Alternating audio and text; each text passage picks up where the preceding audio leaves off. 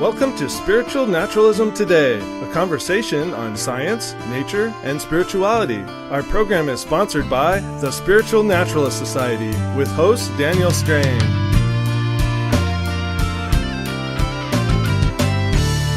Hello, and thank you for joining us today. I'm Daniel Strain, and today I'm joined by my co-hosts Leigh Anderson. Hello. And Thomas Schenk. Hello. And today we're going to have a really interesting discussion. Our topic today is going to be on spirituality and religion. And I don't want to say versus religion because it's not really an opposed kind of thing, but we're going to be comparing and contrasting spirituality and religion. Some people prefer one term, some people prefer the other, and so we're going to get into that. Before we start, I thought it would be a good idea for me to just provide a little bit of background to some of these terms. Just did a little bit of research here and have some things. So religion, the word religion, the Latin religio, is somewhat obscure in its origins, but it seemed to refer to broad social obligations to family, neighbors, rulers, and God. Going way back. Cicero defined religio as cultum deorum, or the proper performance of rites in veneration to the gods. And that seems to me to have emerged out of the ancient Roman ideas of religion as being kind of tribute to the gods as a social duty.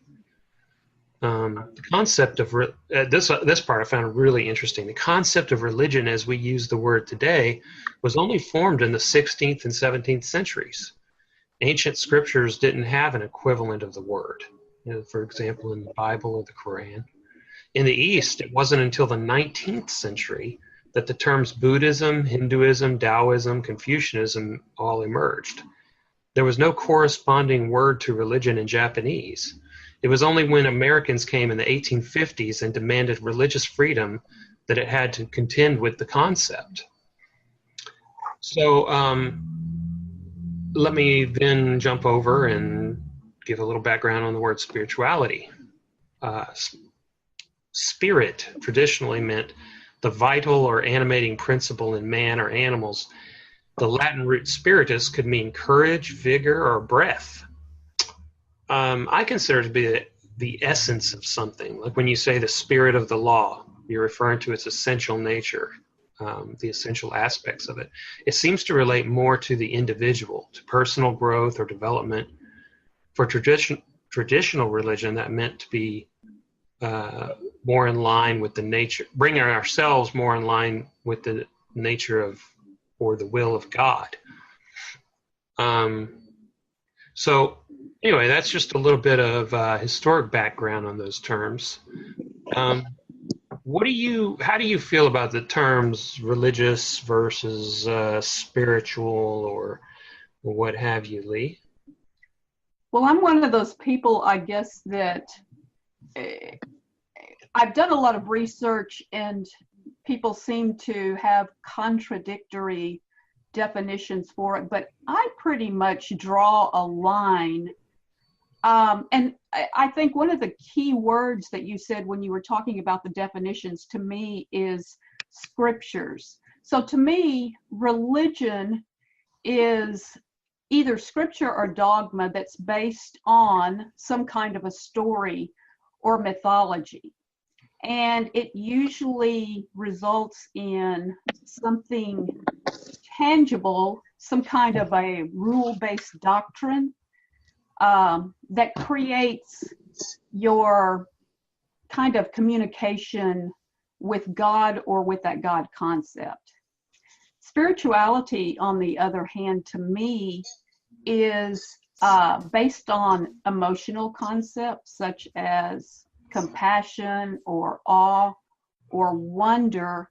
And so it's based on those intangible concepts. So that's where I see the difference right there. Religion to me is based on tangible dogma, scriptures, it's rule-based, whereas spirituality is based on emotions and intangible concepts. How about you, Thomas? What's your take on it? Well,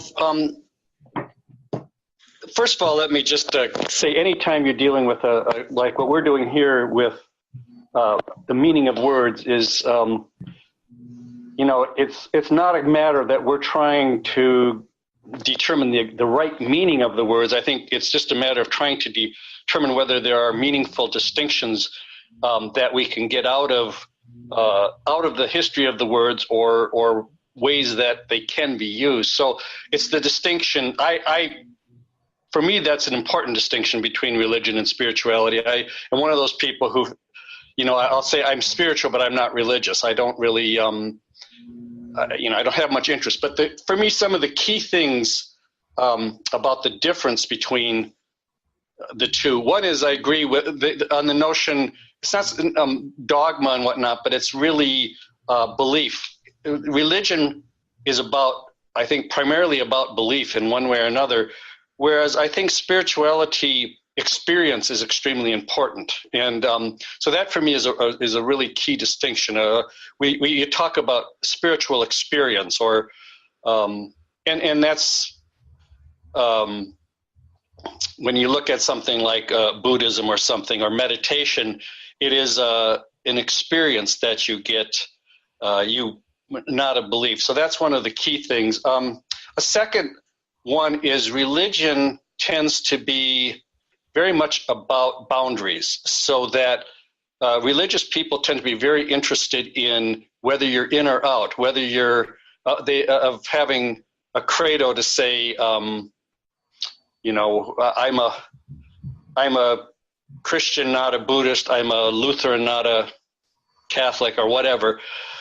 Whereas I think if you look at the great spiritual writers, and I consider people like Thomas Merton to be a great Christian spiritual writer, Rumi, and whom I'm thinking of, can't think of the name right now, but people who are noted, I think, who are well respected as spiritual writers in different traditions, often really cross over boundaries. They're not so terribly interested in, like Rumi can talk with the Muslims or the Hindus or the Christians, and I think people like us, and we tend to bounce around, so we can go from talking about Buddhism to to Taoism.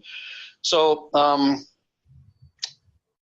those would be I think one other thing is I think that religion is a bit passive as compared to spirituality. That there was in the last an article a week ago that Jeff Worthy put out on football and as religion. I had often thought about the behavior of people in the stands as kind of being like a religion, that people are like a religion with football, but I'd never thought about it from the perspective of players. But reading his article, it made me think about the fact that the distinction between the players and the fans, if you think of religion as football as religion, the players are active, they practice, and that word practice, I think, is really the key.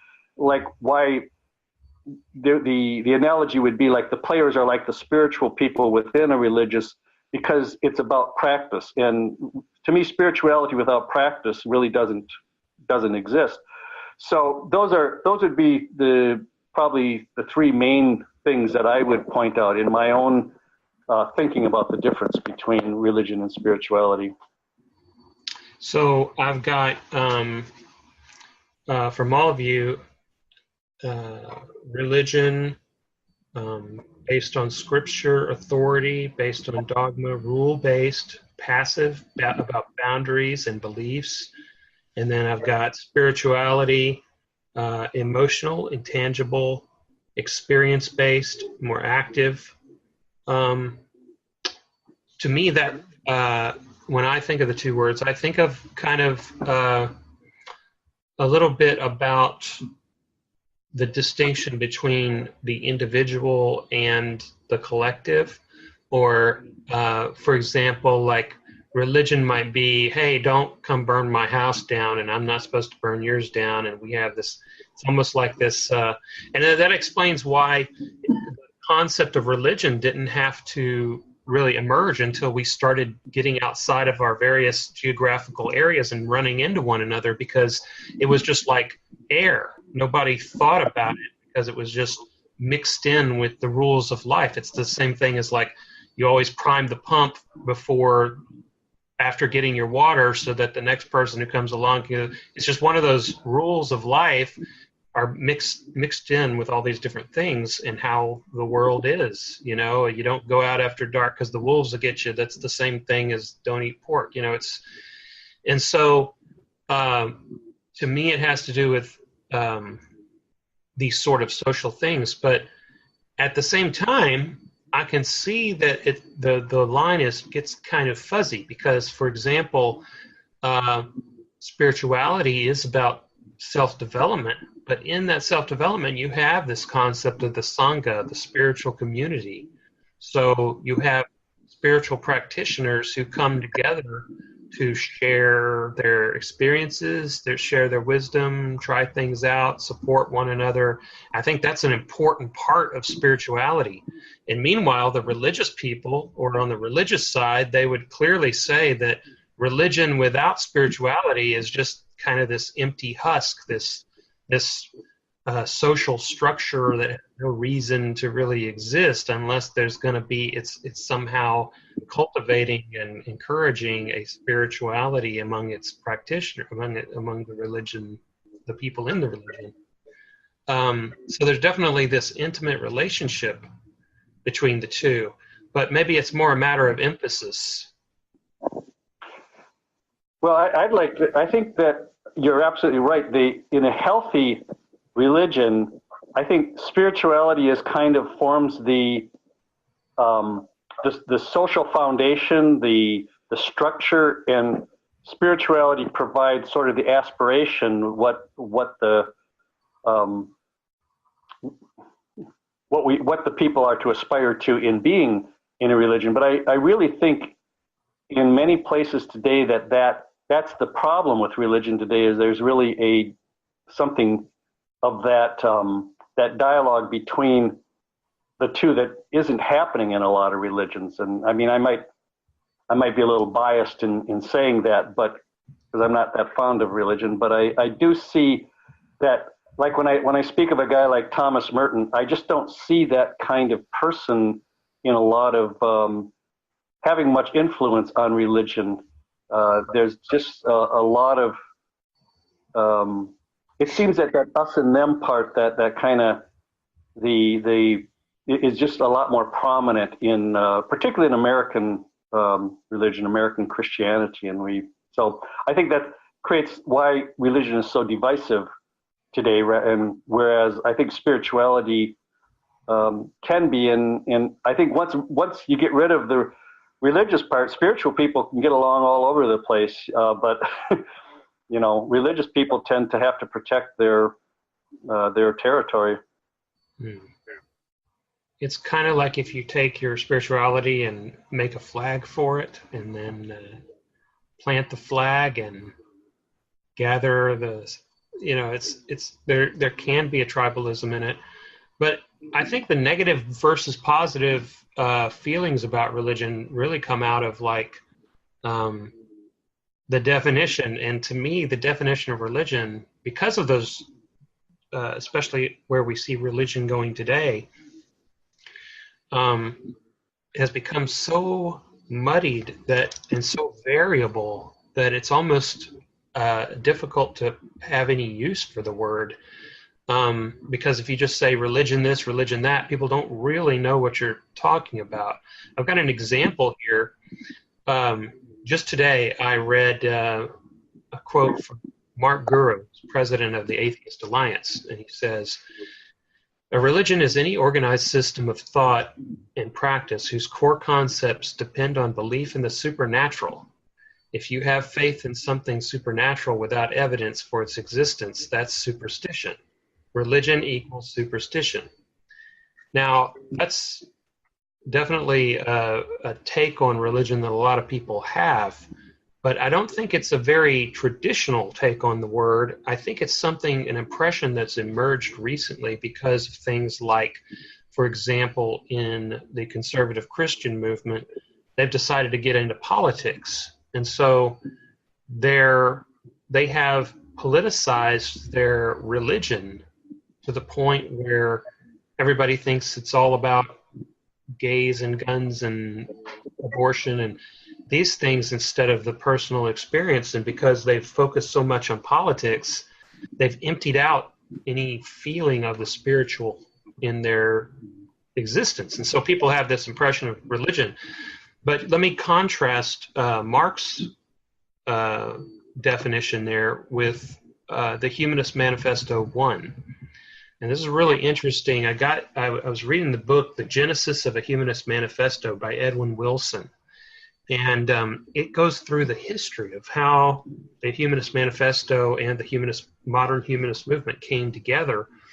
And the Humanist Manifesto was written by largely by ministers, Unitarian Universalists and some other ministers. And they say in the Humanist Manifesto 1, there's great danger of a final and, we believe, fatal identification of the word religion with doctrines and methods which have lost their significance and which are powerless to solve the problems of human living in the 20th century. Religions have always been means for realizing the highest values of life. Through all changes of religion itself remains constant in its quest for abiding values, an inseparable feature of human life. Today, man's larger understanding of the universe, his scientific achievements, and deeper appreciation of brotherhood have created a situation which requires a new statement of the means and purposes of religion. And so it was very obvious that the framers of the first Humanist Manifesto had a vision for humanism, that it was to be a reformation of religion or a redefining of religion toward a more naturalistic course and rational course. And so under that definition of religion, it's taking a step back and saying, what is religion really for in its best sense? But somewhere along the line, there's somewhat of, maybe I'm using too strong of words here, but it almost feels to me like a kind of a coup that went on in the humanist movement, where between Humanist Manifesto 1 and 2, it went from changing religion to be more rational to humanism is not a religion, it's a philosophy, and it is opposed to religion. And so that all came about around the same time, this idea of religion means supernatural. It's really interesting. And of course, we know of the people, many of our own members who consider themselves religious naturalists, and they certainly aren't using the word religion in that way. So there's just so much variety. What do you think of all that, Leigh?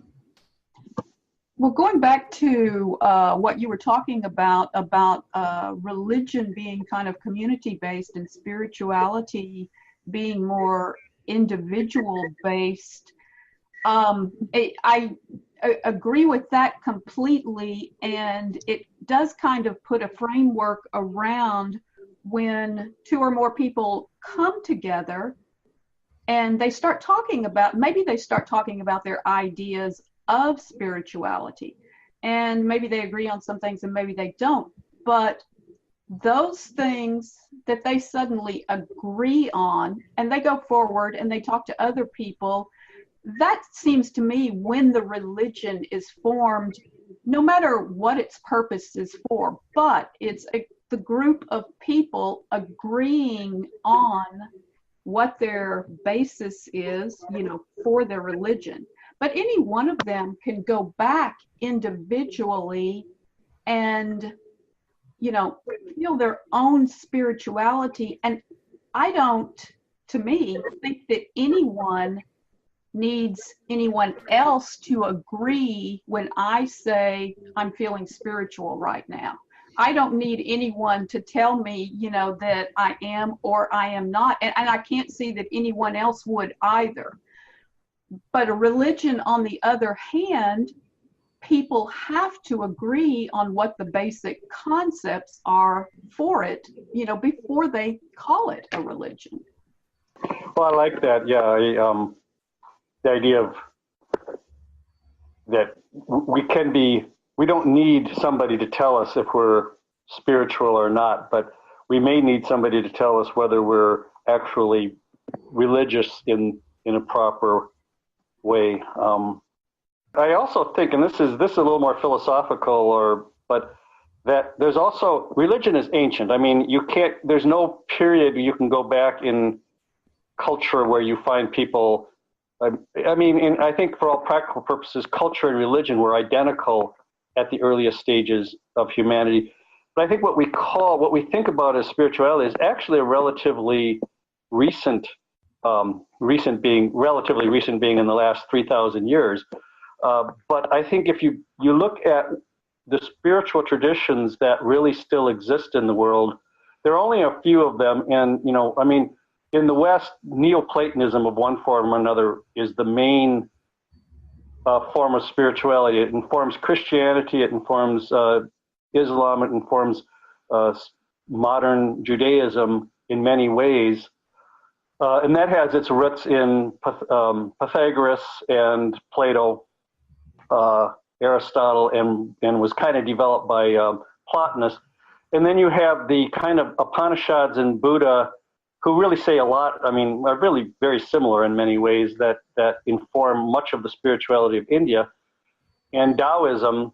And then I think you can talk about native spirituality. I don't know if some of their ideas may well have developed after, within conversations with white people afterwards. But I really think those are the spiritual traditions in the world.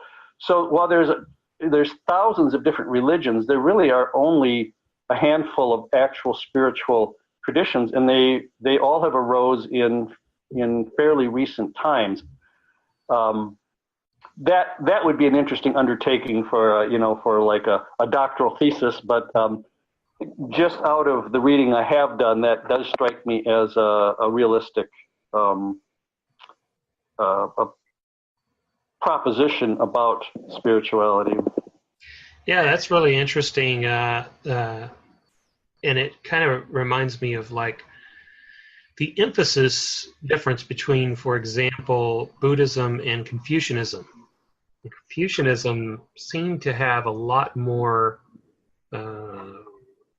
kind of a social duty sort of emphasis. These are the ways you do these things to maintain families, structures, and society stability, and so on. And in Buddhism, they talk about, the inner mind and coming to know and your ego. And if I can interrupt you a second, I think that the more interesting way of looking at it is the difference between Taoism and Confucianism, which are part of the same culture. Mm-hmm. And I have friends from China, and I've talked to them about that, and they will say, well, we're not. We have our weddings in a Taoist way, and we do I forget exactly what the order was, but it's like, yeah, we do births as Confucianist, and weddings as Taoist, and funerals as he actually said, well, we did. He had the last person I talked to had lived in communist China, so we did communist funerals because they did them up well. So it was kind of an interesting difference in the way that a Chinese person thinks about these things than we tend to think about it. So one of the things I wanted to mention today is for anybody who may be new to the society and wondering about this, we view the differences between religion and spirituality are so diverse in terms of the way people interpret it, that we try not to be dogmatic or restrictive about this. We're here to serve and promote ideas of religious naturalism and spiritual naturalism, and people, whether they call themselves religious or spiritual, or religious naturalists or spiritual naturalists, that's totally up to them. We try not to have a dogma that we're going to say this is the way it is, and we're here just for a vehicle for people to come together and share ideas, not as any kind of authority structure on spiritual naturalism to say this is how it shall be. If we ever describe spiritual naturalism, it's more in the vein of trying to kind of give a report on what everybody seems to be saying or what this group of people is like, so that passersby might decide whether or not this is a place they would like to come.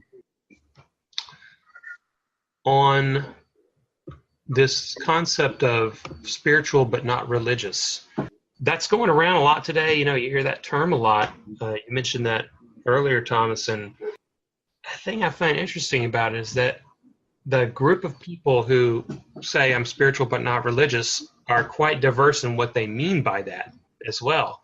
I encountered a conservative Christian person, more than one actually, who said that they were spiritual and not religious, and they'd go to church every Sunday, and it was the charismatic sort of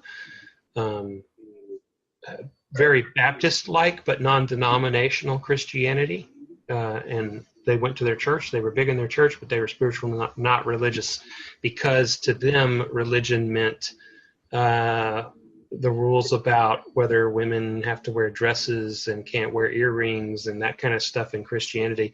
But because they focused on Jesus as Savior, that made them spiritual but not religious. And meanwhile, there's a lot of other people who are not at all Christians, and maybe they meditate, but they won't go to a temple because they're spiritual, not religious. So even that phrase is so wide in how people use it.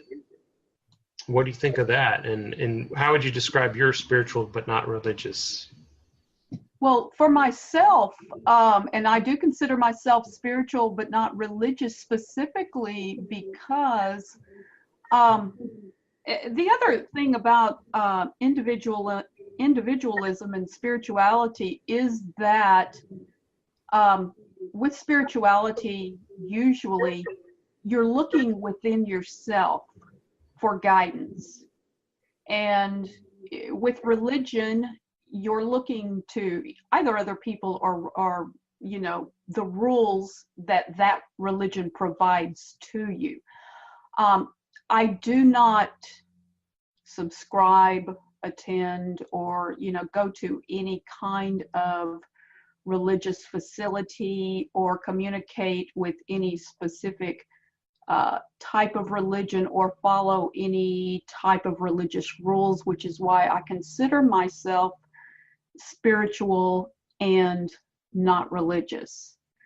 And I guess I would have to disagree with the first group of people that you talked about, because the moment you said that they were conservative Christians, they're following some kind of religious guidance. So, to me, they have to be, that has to be religious.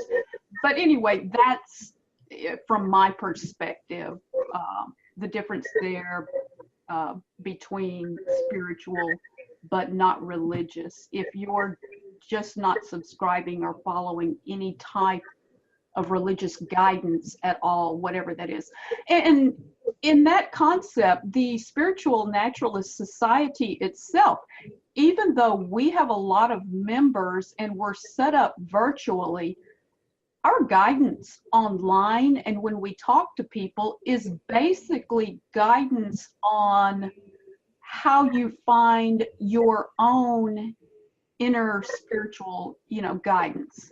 And it's not telling people what they should or what they shouldn't do, but basically this is just how you look inside. This is a vehicle, this is a tool, this is what some of us use. You have free will, basically, in spirituality, to decide what it means to you. Yeah, maybe that's one of the distinctions between a spiritual community versus a religious. Good point. Even the society itself, just by the nature of the fact that we're coming together, we're creating a structure, we have, We have people that are organizers and volunteers, and it very much, structurally could look like a religion, but we don't have intermediaries or authority figures in that sense. We just have organizers, leaders in the kind of organizational sense, but not doctrinal sense. To me, I have no problem with somebody being a conservative Christian who says they're spiritual if what they really mean by that is that they put their own individual relationship with God, as they would call it, if that's what is the number one driving thing. And so that they would put that above, say, the group, if it came down to that, where they would say, my own personal relationship with this says that God is love, and I'm not going to buy into the kind of militant rhetoric that some forms of Christianity are getting into, particularly in relationship to Islam. So I don't in and of itself find any problem with that. I just wanted to bring up, just going on to a slightly different topic on this, is that we're kind of making it one-sided in the sense that spirituality is better than religion, but I do think there is something to be said. I grew up Catholic, and there are, particularly up here where I live, there's the Catholic charities do just incredible work. They, I don't think there's a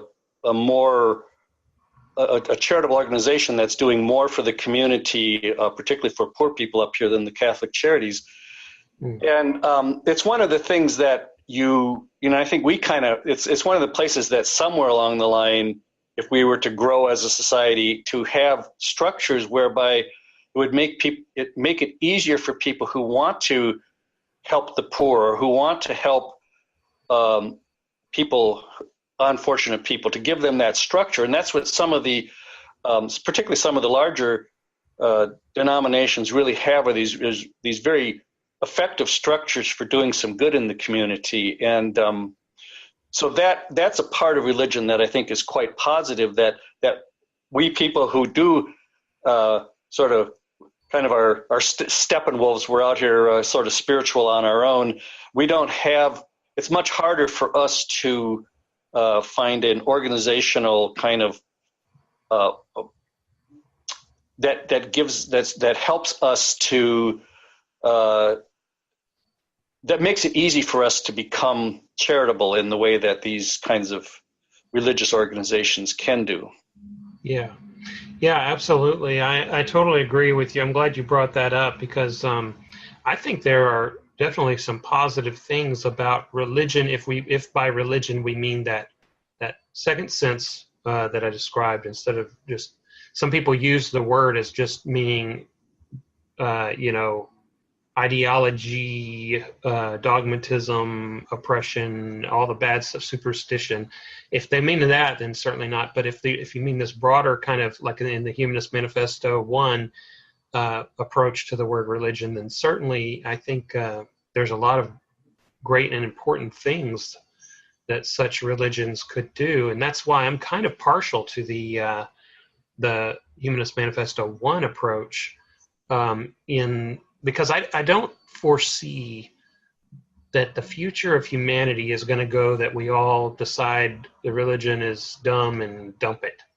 I don't think that's going to happen, because it's too important to society to have these kind of structures where people come together and promote the best values and social structures and means of action, like you said, of helping others. So I think it's a lot more realistic to try to help religion evolve to be more rational and consistent with today's knowledge. Yeah, I actually agree with that very much also. Okay, well, I guess we're getting close to the end of our time. Any final words and thoughts on this? Thomas, this was your idea, this topic today, I should mention, and I thought it was a great idea. I really enjoyed talking about this. Yeah, it's a very relevant topic for our organization. So this saves me. I was thinking about writing something on this, but now Well, I don't have to. Well, we can have a written companion to it too, so feel free. And Okay. Leigh, do you have any final words? No, I'm really glad that Thomas suggested this as a topic. I thought it was interesting. I learned a lot. I always do. I really appreciate the stuff you said today too, and thank you guys so much for joining me today, and thank you to the audience. We really have been seeing a lot of people in the stats and everything listening to the program, and it's exciting to know that so many of you are enjoying this. And please let us know what you think of the show, either this episode or anything else about it. We'd love to hear your comments. You can leave comments on each individual episode, has its own webpage on our website, snsociety.org. And we're also open to topic ideas if you'd like to hear us approach other things. So Leigh, Thomas, I hope y'all have a great day, and thank you everyone for listening. Take care. Okay, bye. Thanks. This program was sponsored by the Spiritual Naturalist Society. Learn more and become a member at spiritualnaturalistsociety.org. Our music was composed by John Clemisrude. Please share our program and join us next time on Spiritual Naturalism Today.